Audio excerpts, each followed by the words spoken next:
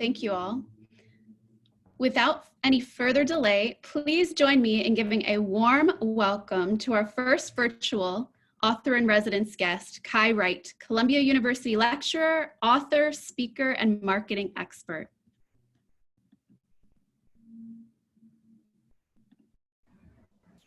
Hi, welcome everyone. If you can hear me or can't hear me, just type into the chat. I'm going full screen with you. So Maria, if you need to interject, just jump right in there. Thank you so much for having me. I'm excited to be here this afternoon. I'm coming to you live from New York.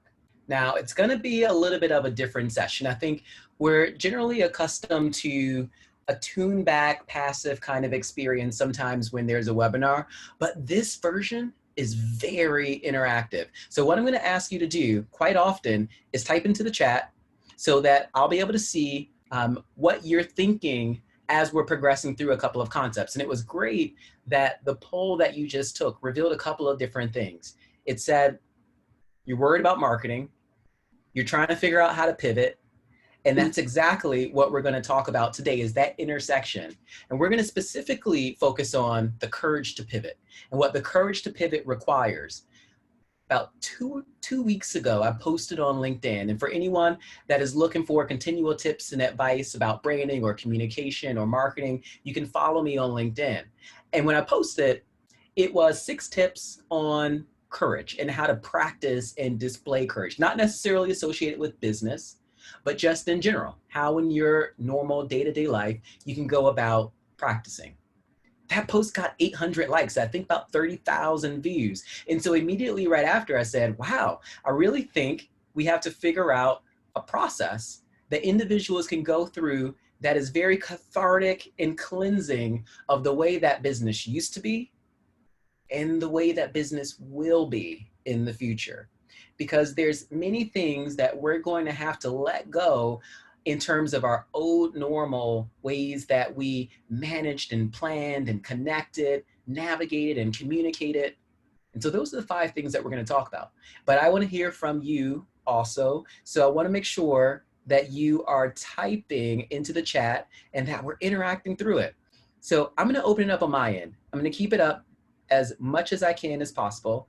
And then what we're going to do is go through and one by one, those 5 things that I just mentioned, how we manage, how we connect, how we communicate, how we navigate. We're gonna get the to and from, and I'm gonna give you a couple of pieces of advice to really help you go through what probably is a little bit more of a heady business meditation, a little bit more of a confidence booster, that if you're thinking you're gonna have to have the courage to pivot, that you are pretty right. You're gonna have to have the courage to pivot, possibly. There are some businesses that are doing incredibly well. If you are in an e-commerce business, then you're probably thinking, how do I scale, right? You have probably a slightly different issue in terms of demand, but if you don't have an e-commerce based business right now, chances are you may have to navigate and operate in a very different way.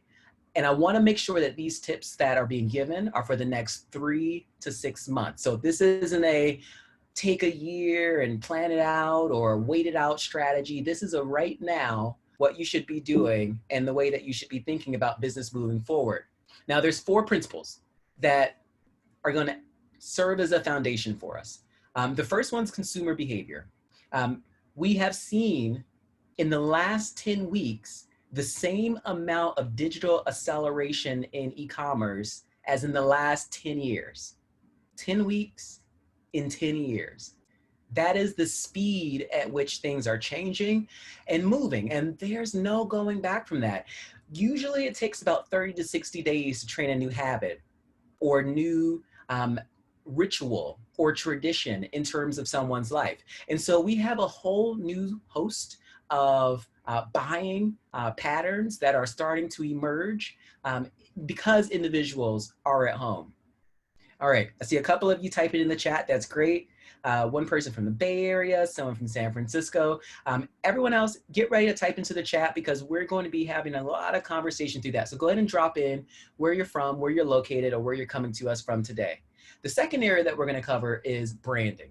And with branding, we have all put a lot into making sure that the look and feel and tone of our companies are right. And some of those companies may have been around for 10 plus years. Some of those companies may have been around for 1 year. And some of us may be thinking, I want to launch a company. It's not around right now, but I'm still considering branding and marketing. What should I do moving forward? So I'll give you some branding tips.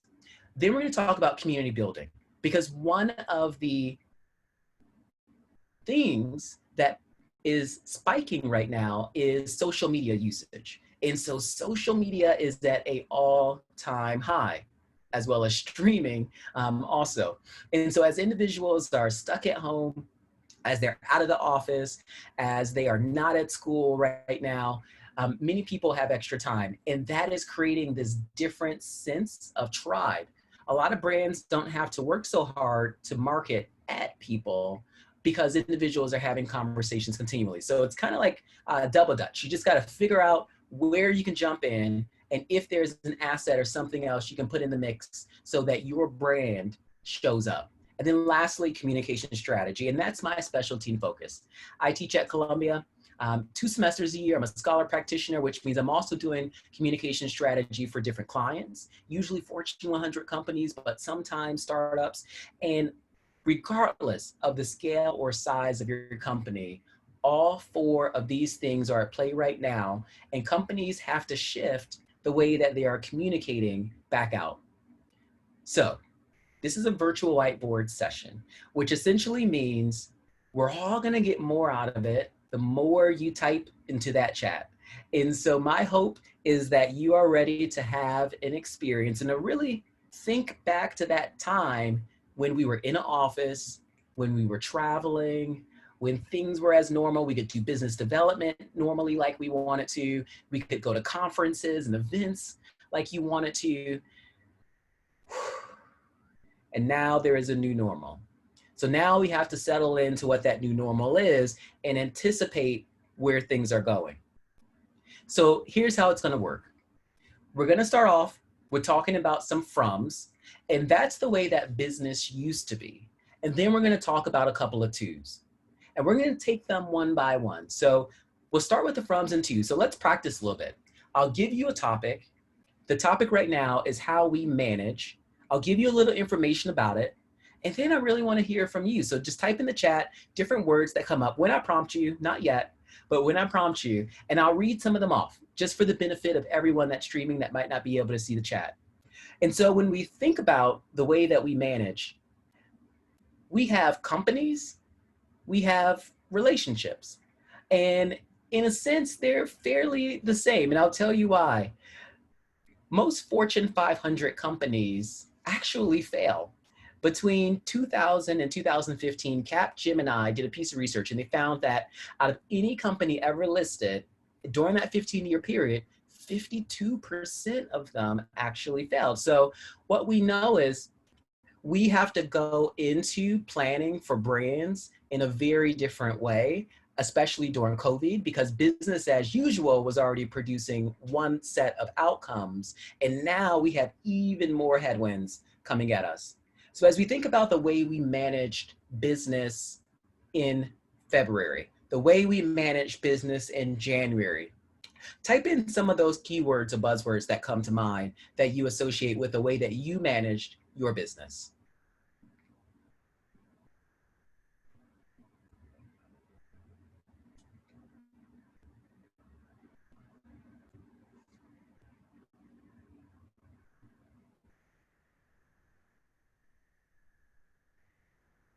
All right, so we got a little face-to-face action, real time, absolutely.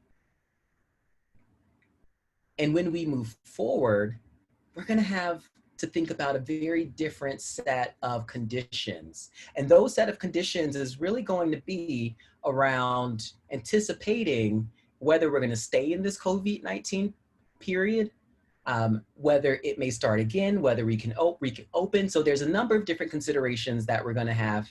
So I wanna give you a good starting point. The first thing we're gonna have to do is release the sense of operational efficiency, both in our companies and in relationships. And so companies, I told you, have a 50% chance of success, but relationships in terms of marriages, have about a 50% chance also. So when we think about how we are and how we did manage our existence, a lot of it was based on benchmarks. A lot of it was based on our track record. And we're now in this period of time where there are no benchmarks or track records. There is no playbook that exists. And so we really have to release that mindset of control and go towards the mindset of value. And when we start to think about what value we're creating for different communities, then we are getting one step closer to making sure that we resonate. And at the end of the day, our goal is to try to get as close to appealing to different audiences as possible. So this is the first shift that we're going to make. We're going to move from trying to be in the space of operational efficiency and move towards value creation. So this second area that I want us to think about is how we plan. If how we manage is the current state, then how we plan is the future. And when we think about the future, there's a number of predictive things that we can do. So when you're planning for your business, what are some of the considerations that you would have normally taken into account? Let's see if anything comes to mind.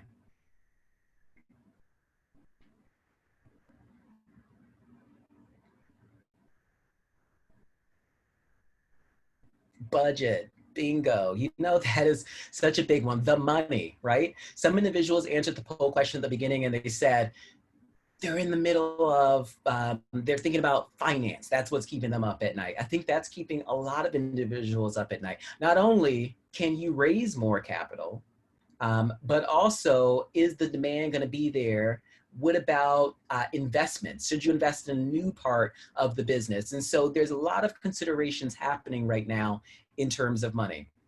So I'm going to take us to this next, from to. What's happening is we used to be able to have very finite variables that we could put into a long predictive model that would spit out whether or not the return would be appropriate for what we were investing.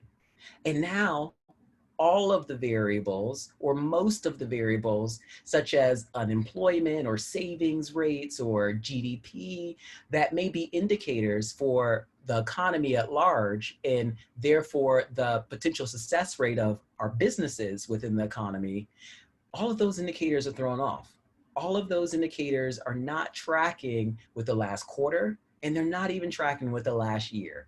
And so we find ourselves in a very interesting moment in time where there are no benchmarks. And so what I would love for everyone to do, the commitment that I would love for everyone to make, is to not go stir crazy trying to predict the future.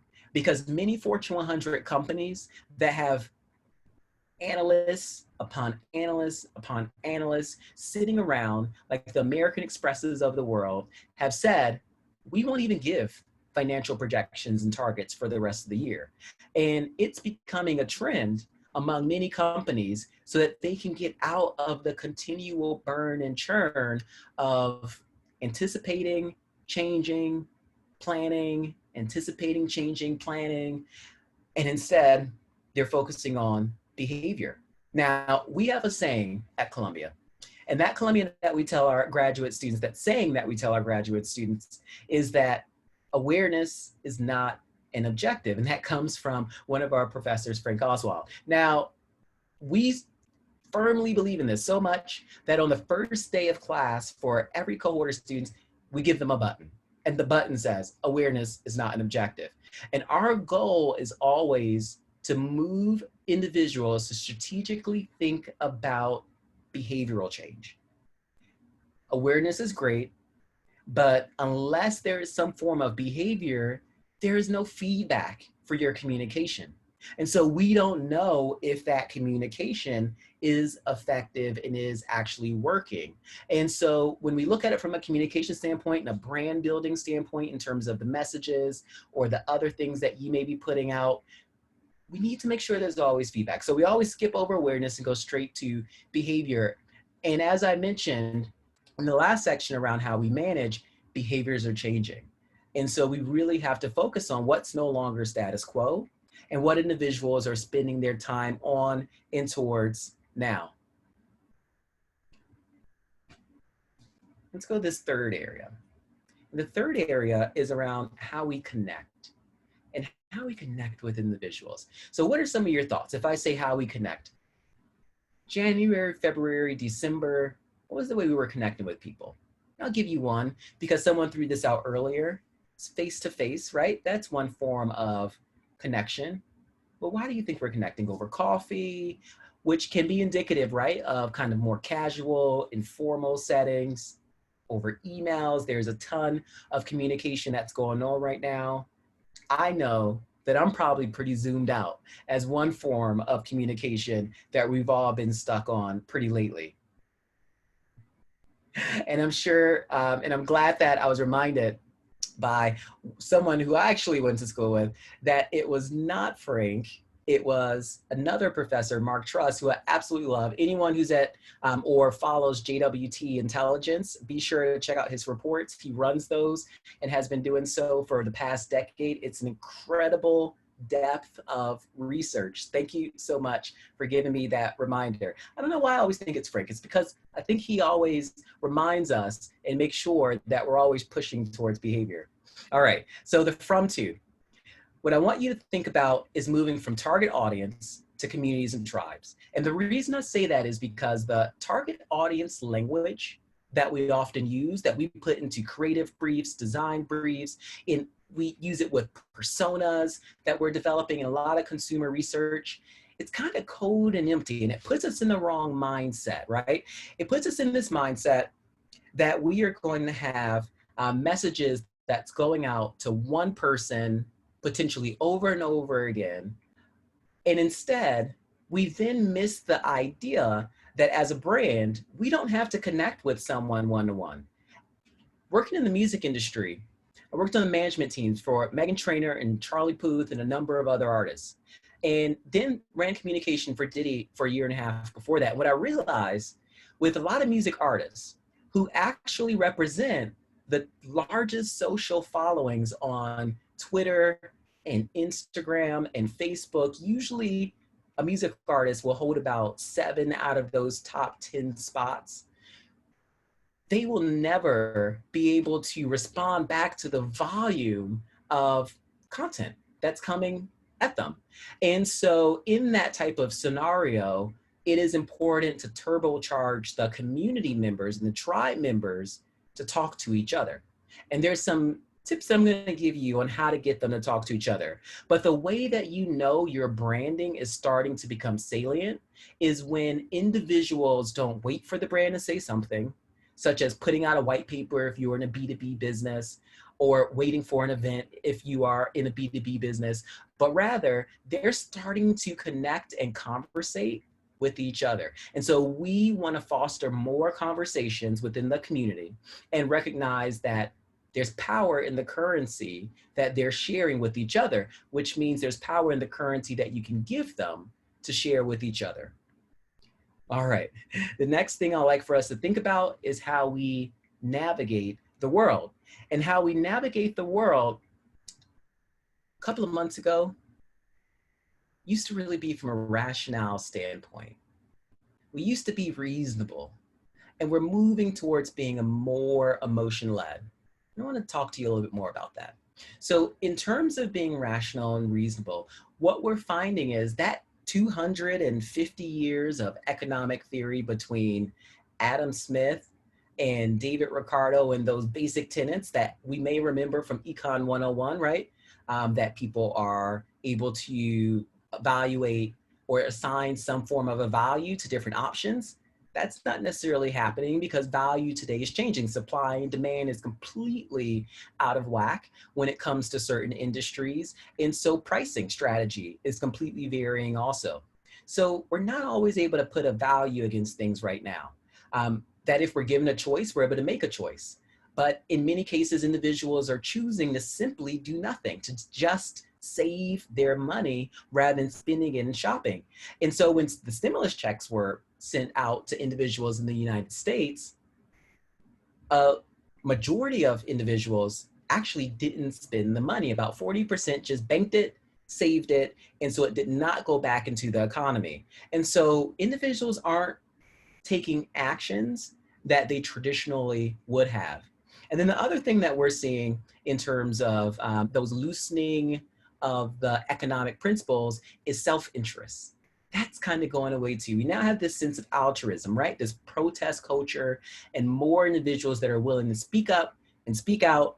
And so as these shifts in economics are exacerbated by the shifts in technology, such as how individuals are shopping over the past 10 weeks, then we need to produce something that is going to lead to a better outcome during a time that is noisier than ever.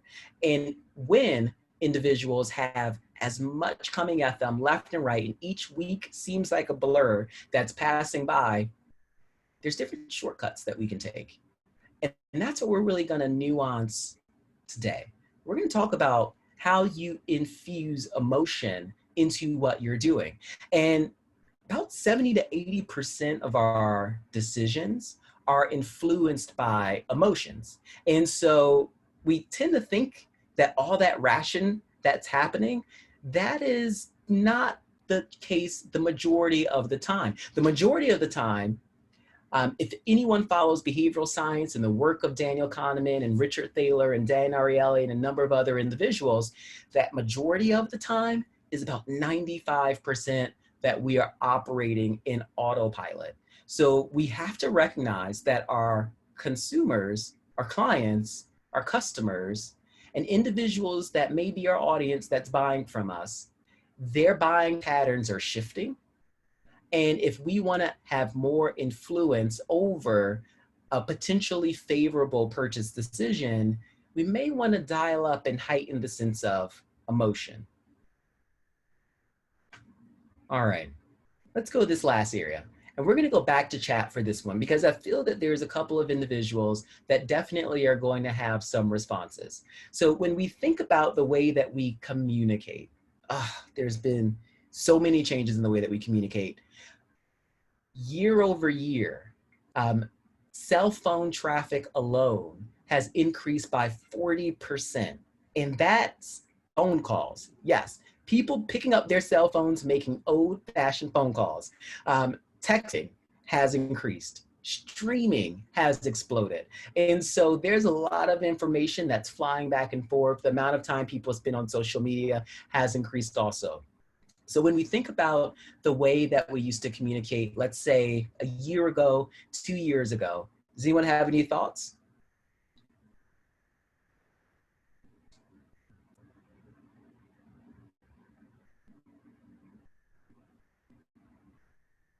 And the way that we communicate now, if you have any thoughts about that also, you can feel free to type that into the chat. And I'm going to lead you right there. So when I worked in the music industry, one of the things that we saw quite often was that when we're coming up with album launches, we do a slow burn or slow build. We call it like a drip campaign, right? And so with those types of marketing experiences, you really have to time them out. You assume that individuals are not going to get distracted. They're not going to have a lot of fall off or incompletion in that process. But with all the noise that's around us, we really don't have time for a slow build. Now, I would like to think that Beyonce changed the music game when she dropped her album unexpectedly years and years ago on a Friday. And all of a sudden, we went from releasing music on Tuesdays to Fridays. And within music, we've seen these big shifts in terms of how individuals consume music. And generally, we promote things at the last minute. We no longer have this long buildup of all these marketing dollars where individuals are going and doing a lot of radio interviews, where they're going and doing a lot of performances on late night television shows. Instead, the single comes out and that's it. And it's possible for someone to have a really successful single without ever building up to something larger. And so from a marketing standpoint, we have to think in that same way. We have to think from the perspective of instant and viral, because we live in this time of instant gratification. And if something doesn't take off immediately, then it probably won't take off at all. And that's the reality of how we're consuming content today, that it's always in a stream and it's moving, and you got to figure out how you're going to stand out and resonate in that process. So one of the areas that I want to take us through is just a communication spectrum. Because as we think about communication in branding, in behavioral science, and how we put all of those together into one communication strategy, then what's incredibly important is that we learn how to make nuances and tweaks, because the strategic communication part is actively making choices. And so I'm going to talk about a couple of choices that you have at your disposal. And the first one is how you can even communicate one singular emotion. And so let's go through, for instance, the emotion of happiness. In the chat, type in some of the ways that you think happiness can be communicated using color, logo mark, imagery, gifs. How would you communicate happiness? How would you evoke happiness in a communication?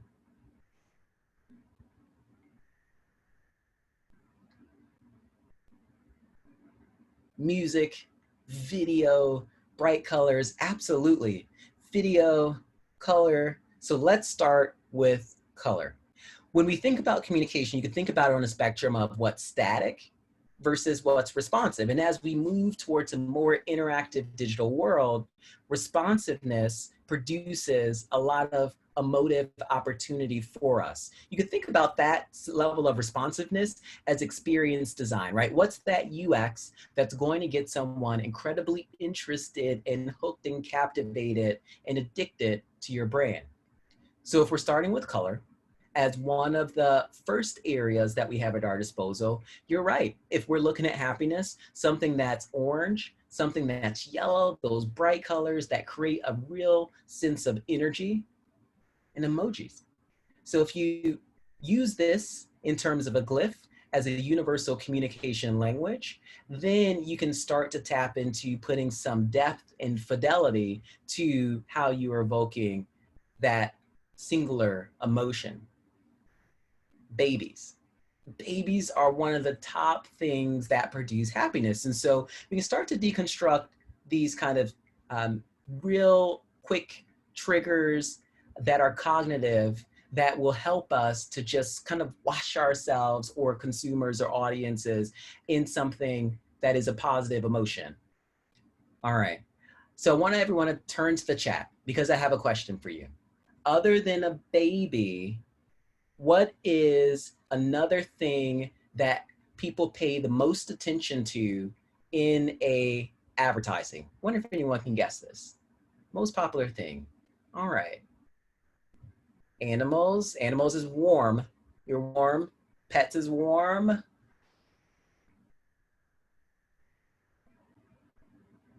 Someone's gonna get it. Puppies, absolutely. A puppy. So if you really want to make someone kind of lean forward into the experience, a lot of research has been shown that babies and puppies tend to capture attention. The third thing is the word free. And so if you can ever do a promotion, that's another great thing that's going to capture and connect someone's attention. Laughter. Let's not forget audio, right?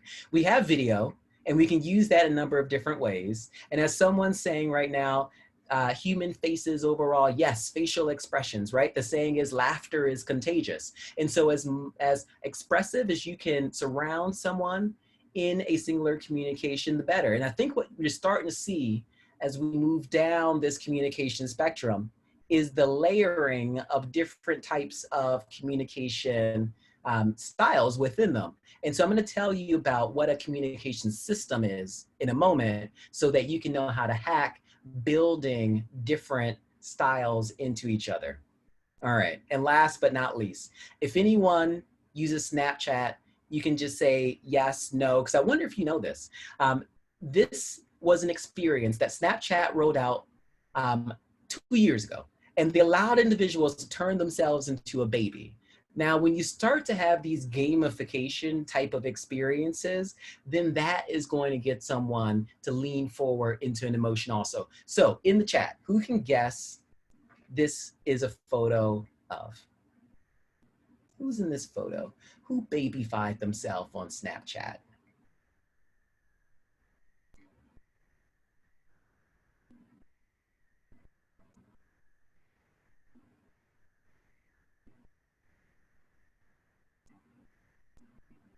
All right, for all of my comedy fans, there we go, Amy Poehler. All right. Yes, it's Amy Poehler. So one of the things that I mentioned in the fifth area in terms of the pivot that we have to make around communication is we need to figure out a system or methodological, you know what? That's a word that I never can say the first time, and I don't even know why I attempt to say it. Methodological approach to being able to, over time, repeat a process of getting the same outcome when it comes to building communication. So again, the strategic part is being able to layer these different elements and to understand that different elements are always at our disposal to dial up or dial down in order to produce a more favorable outcome. And so if you've heard of systems-based thinking by Donella Meadows, then type into the chat. I'm just curious how many people already subscribe to this type of philosophy. And if you don't, please read her book, Thinking in Systems. Donella Meadows is a former MacArthur genius and a former MIT researcher who in the 1970s came up with the ideals behind and pushed forward the work within sustainability. And so specifically, as we think about communication, especially in this period of time that we're in right now, where there's so much noise and there's so much change that's happening, we want to make sure that our brands are sustainable, that we're building our brands to be resilient. And so using systems thinking approaches was one of the things that's key in order to embed some of these behavioral science principles. So the first part of systems thinking is, what are the elements? These are all of the different things that we can dial up and down. Lexicon, all of the words that we have around us. And those words really impacting about 7% of communications effectiveness. We tend to start with words. We tend to start with marketing briefs, right? And with those briefs, whether it is for design or anything else, we try to pass the limits of language and compress a lot of information into a couple of keywords. And some brands are very successful at that compression of keywords. But we have other tools that we can layer in with words because they are so limited. And in fact, I did a piece of research 3 years ago and wanted to see which of the elements of communication were changing the fastest and looked at dictionaries, because dictionaries are the codes of communities. It's their agreement. And so language has actually been the slowest changing element because dictionaries only add about 1,000 new words a year. So if you can think between Merriam-Webster and Oxford dictionaries being some of the oldest from the 1800s, 1,000 new words a year, that's not a lot. But there are a ton of audio cues. And so when we think about this new burgeoning area of smart speakers, for instance, like Alexa, if you can hear her in the background. So 40% of US households now have a smart speaker, at least one. Many households are completely wired, or rather wireless, and they have the network system. And so when we think about audio, there's a couple of things related to voice that our brand needs to consider in terms of how we're going to show up. And also in terms of the mnemonic devices of how people remember our brands, the sonic signatures that we can have, the heuristics of the audio of when someone opens our app, when they turn on your product, that boot up sound, pretty similar to a computer. And so we start to be able to embed a lot of nudges into audio. But I'll have to admit, the majority of brands are not identifiable through audio. And that makes it a really big opportunity for a return.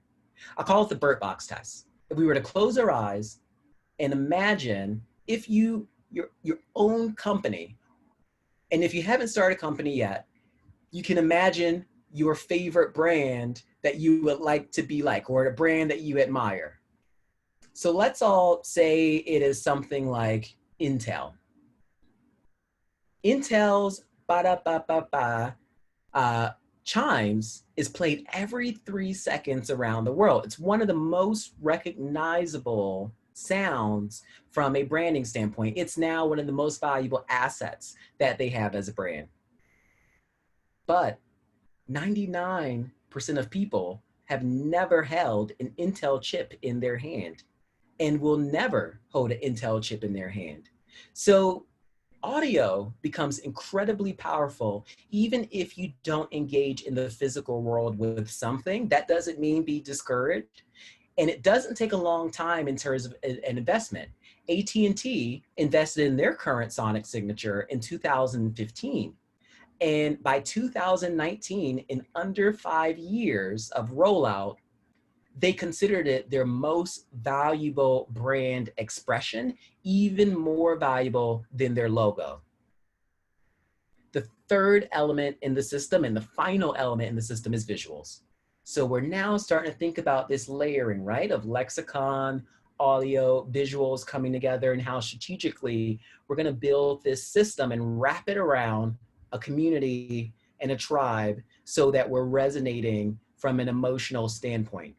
And when we think about visuals, remember that research that I told you I did in terms of dictionaries and the differences in terms of the pace at which different forms of communication grow? So words was one part and visuals was the other. Looked at things like icons. For example, how fast the nounproject.com was growing in terms of that compression of a type of asset. Looked at things like Giphy and how fast those grew, and look at emojis. And what I will tell you is that within a 5-year period, we had 2 major communication mediums explode into mainstream. And so if you have not updated your brand book in the last 5 years, then you have to go back and do it. And if you haven't done it in the last 10 years, then you are way behind because audio strategy is not going to be a part of it. And so those 2 types, who wants to guess it? Let's see if anyone can figure it out in the chat. What 2 types of visual pieces do people share often in social media? And they also text these things often. All right, we got 1, emojis, which, by the way, Twitter did not roll out emojis until 2014. So let's just let that set in for a second. 2014 was the first time emojis started appearing on Twitter, and GIFs are the other one. Alex Chung, the founder of Giphy, launched Giphy in 2013. In 2018, he went to South by Southwest and delivered a keynote. And in that keynote, he said that by the beginning of 2018, Giphy was doing the search volume, or rather consumers were doing the search volume on Giphy, 1/10 of the volume as Google. So can you imagine that? Google controls easily, depending on the medium of desktop or mobile that you are searching within, 70 to 80%, depending on the market that you're in, also in terms of US versus non-US versus global. And so when you have a company that's, let's say, controlling 7 out of 10 searches and another one that's emerging, you imagine that?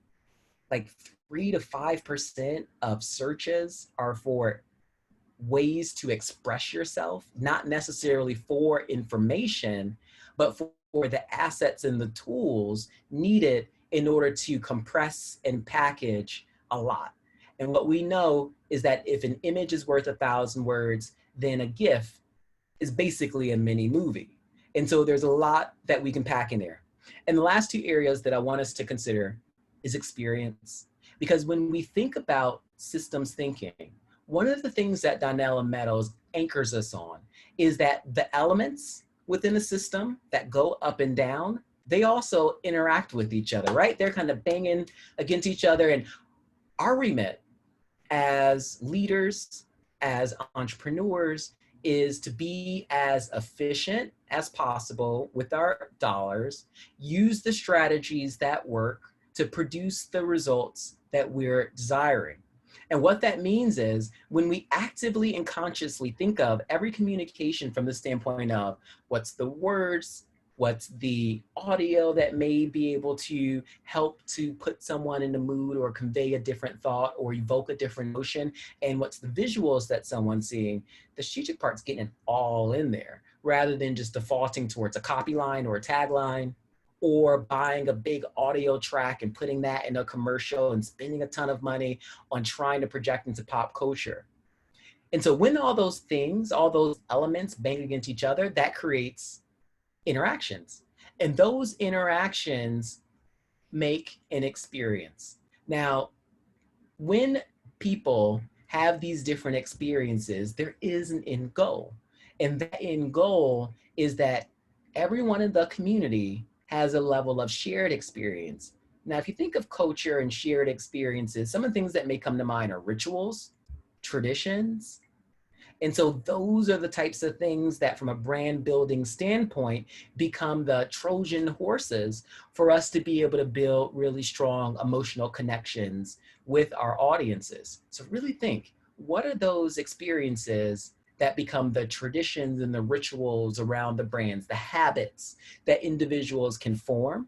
And it may be things that's already happening that you can observe through social media. It may be things that's already happening that you find out through a call center, or you find out by watching how individuals use your product out in the real world. And the way that Donella Meadows in systems thinking is when the elements interact in a way that produces a favorable outcome. And when we think about those favorable outcomes and that kind of function of the system, in many cases, the function of the system is to move culture, to resonate within culture. And there are some tenets that we have to keep in mind. And I'll give you three. We have to be empathetic to audiences, because when we're marketing to communities, we have to be sensitive that those communities have leaders. Those communities have structure that they've put around themselves, even if that community is around your brand. So it may not be that that community that you think about, for instance, that's around your or following you in every single social media profile or account that you have. It's the broader community, not just that follower account that you control. It's individuals that have your product that may not be on there. And so empathy is incredibly important in terms of closing the feedback loop and making sure that you're listening to them. Empowerment is number two, and making sure that your community members are better off.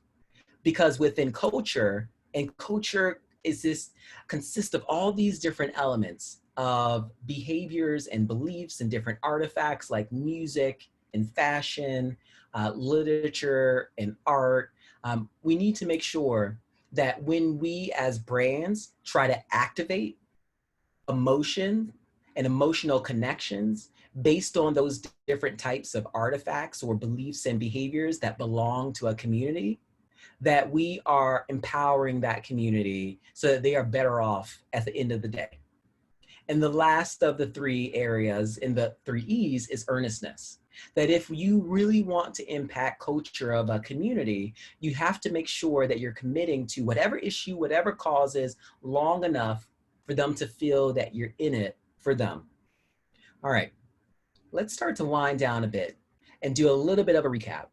So the things that you should be considering is lexicon. You could think of that as all those different keywords, that fun SEO, but specifically branded vocabulary. And so if you think of a company like Southwest Airlines, let's all remember those days we could get on the airplane and not have to worry about things. Yes, you can fly now, but let's all put ourselves in that mindset of pre-flight safety instructions. We've all heard it before.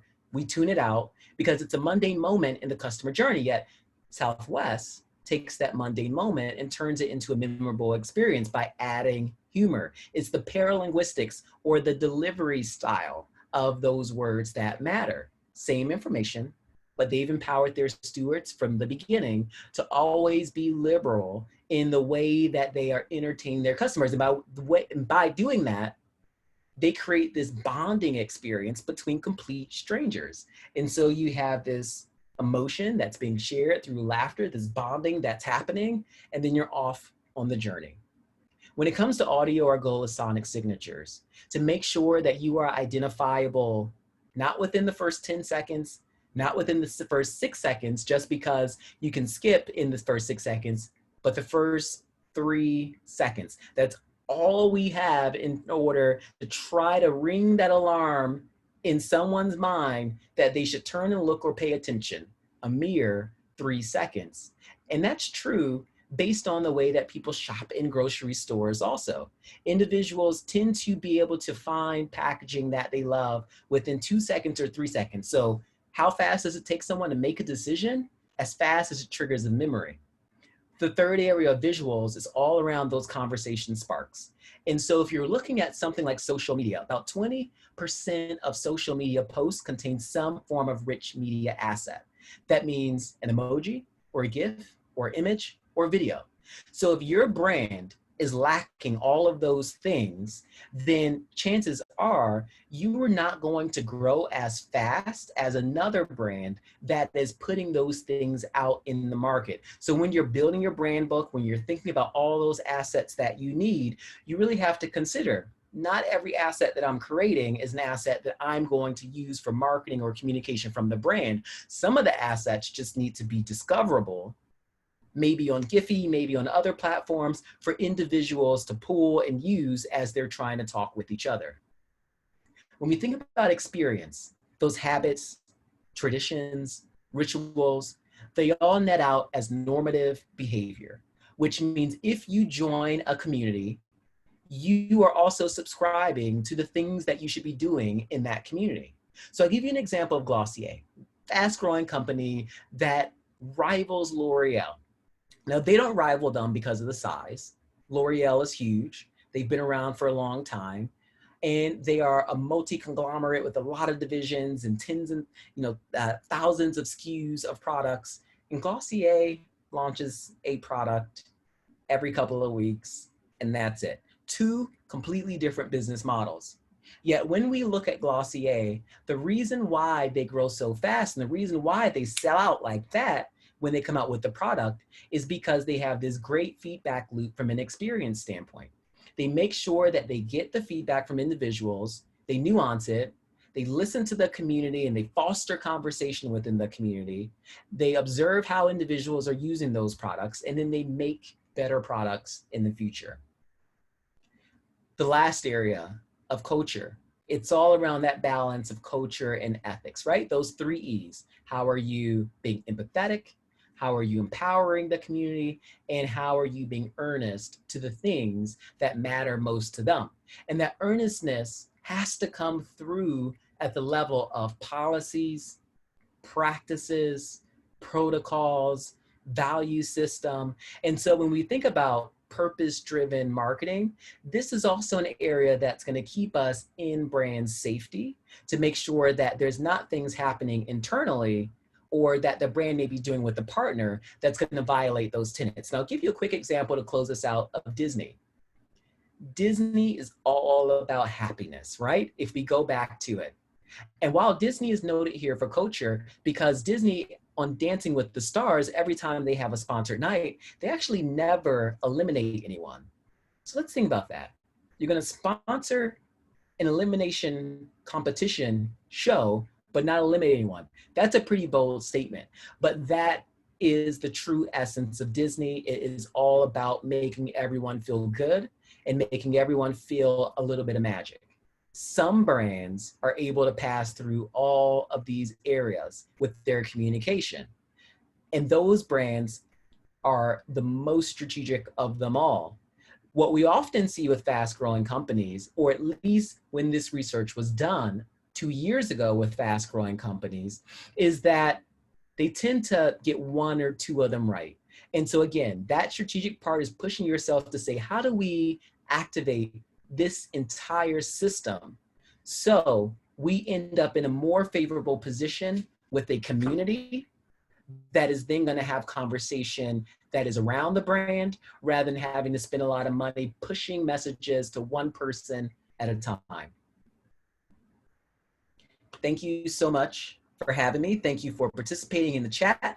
And I hope that those 5 pivots give you courage, give you energy, and give you practical ways that you can start to rewire your brand today for the community that you have. So in 3 to 6 months from now, or even sooner, you're in a better position to be able to grow.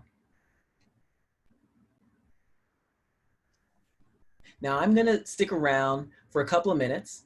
Thanks everyone who were able to join. If you have to drop off, then again, you can follow me on LinkedIn and I'll share a lot of information there.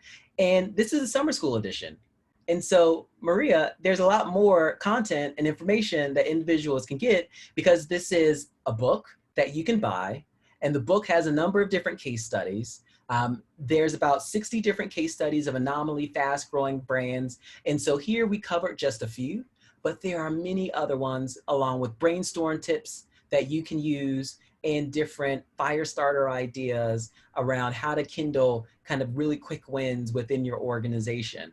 And then it's going to become a course. So by 4th of July, you can expect a 3-hour on-demand masterclass to be on Udemy and Teachable so that you can go through what it is like to experience kind of systems-based communication that sparks emotion and has behavioral science principles all embedded within it at your own pace. Hi, thank you so much. This has been incredible. And I see we have 1 or 2 hands raised, and I would ask everyone at this time, if you have questions, feel free to raise your hand or to put those in the Q&A at the bottom of your screen. We are so excited that, Kai, that was an incredible presentation, actually. I've learned so much. And we see the link to Kai's book also in the chat if anyone's interested. So please feel free, raise your hands now and or put your questions in the Q&A. And we will unmute you. Let's see.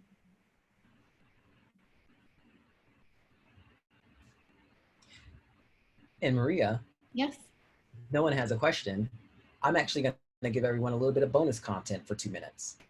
It sounds fantastic. Oh, it looks like we have a hand that was raised and now it was removed. So yes, to the content, absolutely. All right. So I usually like to prepare a little bit of overdrive in case individuals want to keep having more of a passive lean back experience. Because as I said at the beginning, I get very zoomed out. And so by the end of the day in New York, I'm kind of like just watching. So I'm going to share with you 5 more slides. And each of these slides is going to go a little bit more in depth around those 5 areas that we just covered. And so I talked about those Fortune 500 companies and how they were producing about 50% success rate. And so when we think about these, there's a couple of different tips that I want to give you in terms of subtopics that you may have heard associated with these, because the purpose of putting a systems approach on communication is so we can embed all those behavioral principles, all those nudges underneath, because there are so many different nudges and there's so many different cognitive biases. There's hundreds of them. And so we need an organized way that individuals can repeat a process to produce the same outcome. We want one team in one country to use the same process as another team in another country, or in one city in another city, or one state in another state, so that everything makes sense. And so some of the things that you may hear associated with lexicon are things like taxonomy, kind of how we chunk information. Generally, 2 or 3 keywords is what you're looking for specifically. It's the example of In-N-Out Burger, for instance. Anyone who's on the West Coast knows them quite well. They're not as big as McDonald's, but they still punch above their weight class because they're able to foster a sense of community through language. So if I were to go, I would probably order an animal style double. And it's kind of like knocking on the door of a speakeasy with language and community. You know you got it right when the community starts creating their own language. So that becomes the inflection point, the tipping point of if you are starting to resonate and if the community is starting to lean in. When we think about audio cues, I talked about smart speakers and how those sales are increasing significantly. But there's a number of other different things that's associated with it. You can think about atmospheric. So if you're shopping in a store, that mood music that's going to get you to dwell and is going to get you towards a sale. And there's all types of little nudges that we have, even at how you control a crowd at an arena or at a theme park, certain music has certain behavioral outcomes based on how it makes us feel. When you think about visuals, I want to give you the example of the NBA. The NBA 10 years ago used to be a fraction of the size of the NFL. The NFL has always been the most valued sports league in the world by far, multiples, in fact.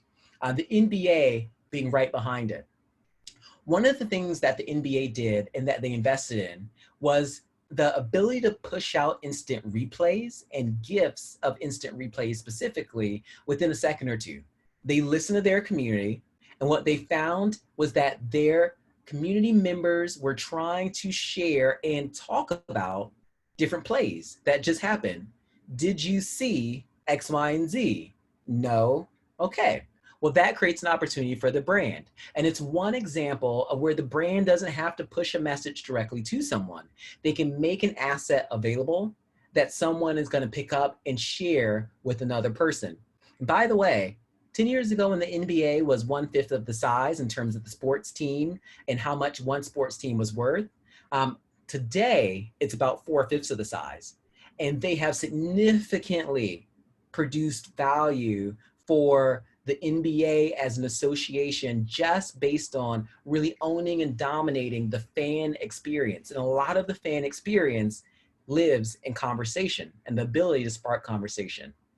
The fourth of the 5 areas that I'll give you a little bit of more information about is experience. And so we talked about feedback loops. We always have to make sure that there is some form of feedback. And whether it is a communication that we're sending out and we need some form of a reaction, or whether you are creating normative behaviors around your brand, always make sure that there is some way that individuals are able to talk back or give advice. And then the last area is thinking about all of those values and protocols. How are you empowering your employees to live the purpose of the brand? Because sometimes we have internal practices and protocols that just are counter to the mission.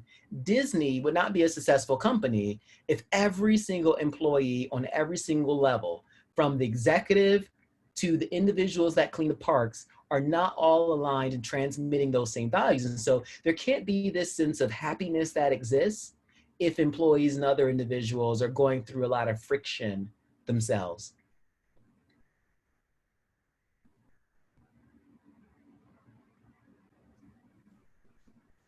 Kai, it looks like we have a question. All right. What is the biggest difference that you see that startups should do better and that they should emphasize? The biggest difference, all right, in terms of a shift out of the 5,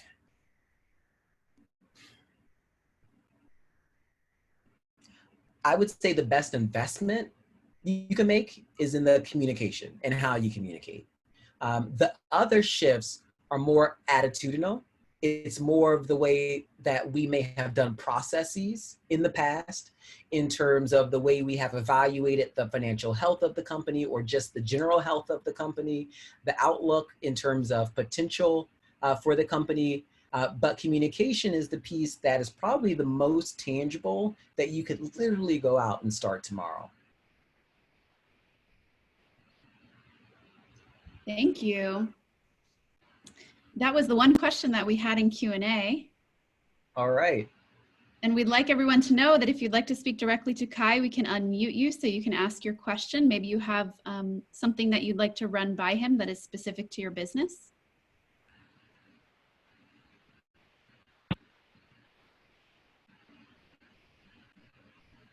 Or if you're not feeling as brave, you can always type it in the chat or the Q&A.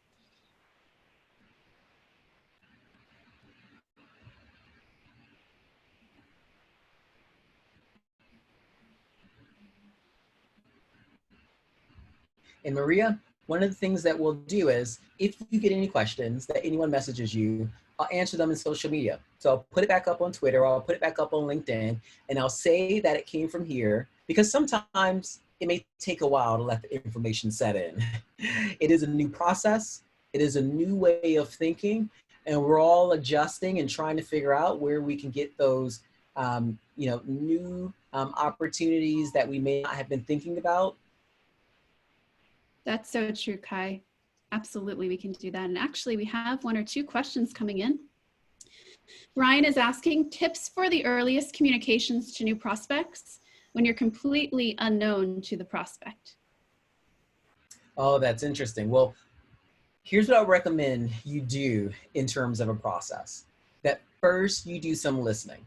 The goal that you should have is to try to gain as much understanding through empathy from the audience as possible.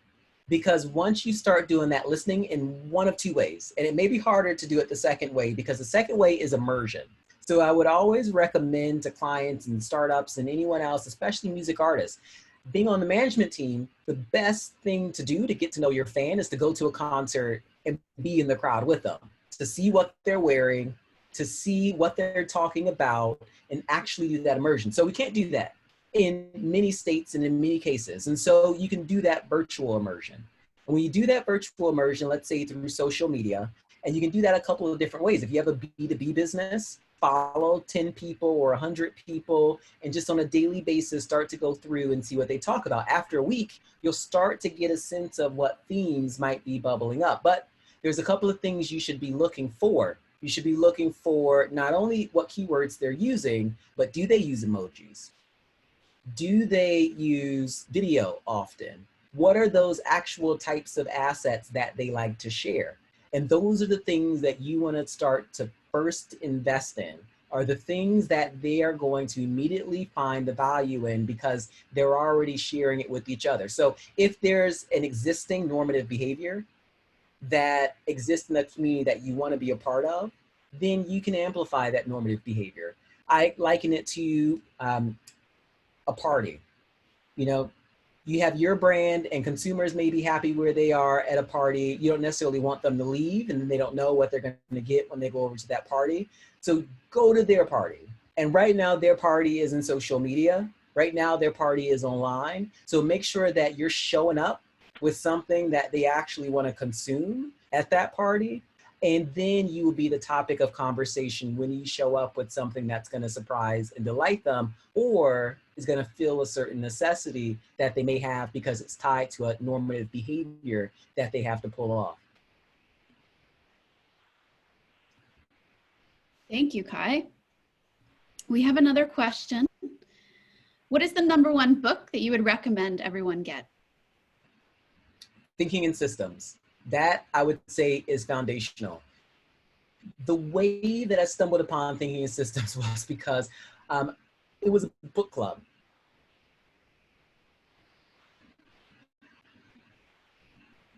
Fantastic. We have another question. What was the 6 elements of improving one's courage that you talked about in your tweet? Say that one more time, Maria. Sure. I'm reading directly from the Q&A. What were the 6 elements of improving one's courage that you talked about in your tweet? Oh, let me see if I can remember them.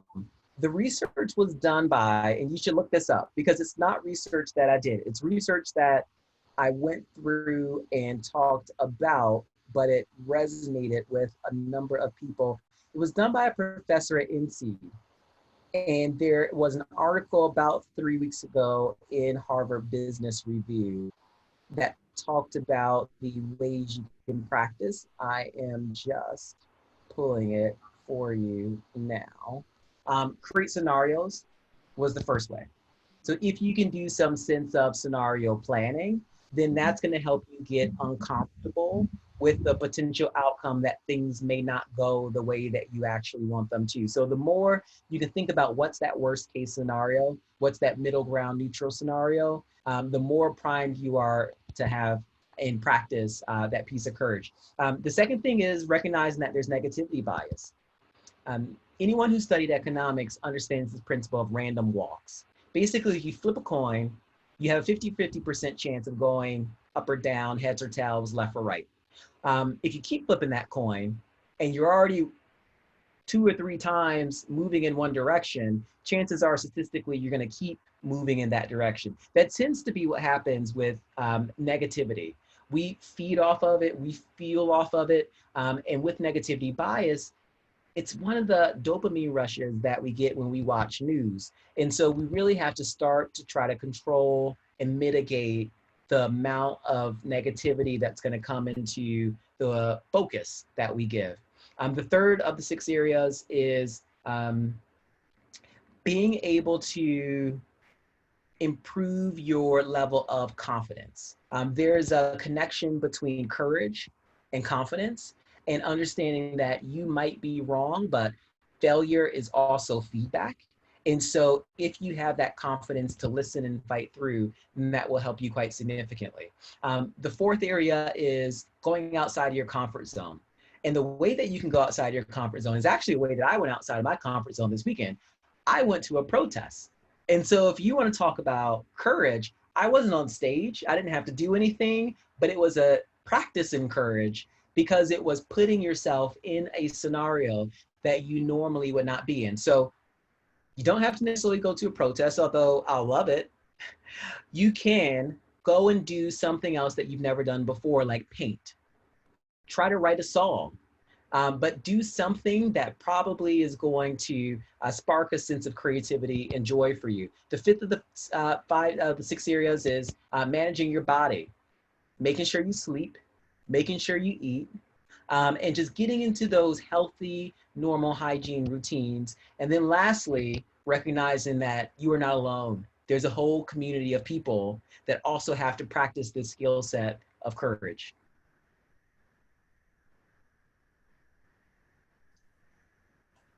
Thank you, Kai. Wonderful. Does anyone else have any other questions that they would like to ask?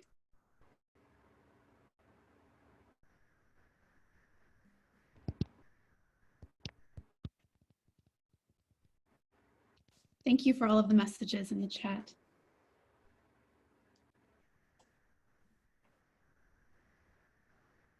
It has been fabulous, Kai. We're so grateful to have had you. Thank you So for having me. Absolutely. Thank you to the entire NASDAQ Entrepreneurial Center team. I appreciate you having me as an author. I appreciate you having me as someone who loves communication and really, really wants to see as many businesses fight their way through the other side of COVID-19 as possible. I welcome everyone to message me a question in social media. If it wasn't answered now and it pops up in a week from now for something that you're doing, it usually takes me a week or less to get to you, but I would say give me a little bit of time, but I do try to make sure that I take care of my entrepreneurial community. Wonderful. Well, if everyone could take a moment, we have a survey and we would love to hear your feedback, and I know that Kai would as well. The link is in the chat. So from both NASDAQ and Kai, I know that I can speak to say we would love to hear your feedback. Kai, it has been immense to hear from you. Thank you so much for taking the time to speak to us, to share your insights. Such an excellent overview from all of us here at NASDAQ, and I'll speak for our community. Thank you so much for giving your time. I want everyone to know, we have a few other events coming up next week if you're interested. On Tuesday and Thursday, demystifying Facebook ads and favorite digital marketing tools. We would love to see you there. Again, thank you all for attending. We're so grateful. And we hope you have an excellent, again, thank you to our partners.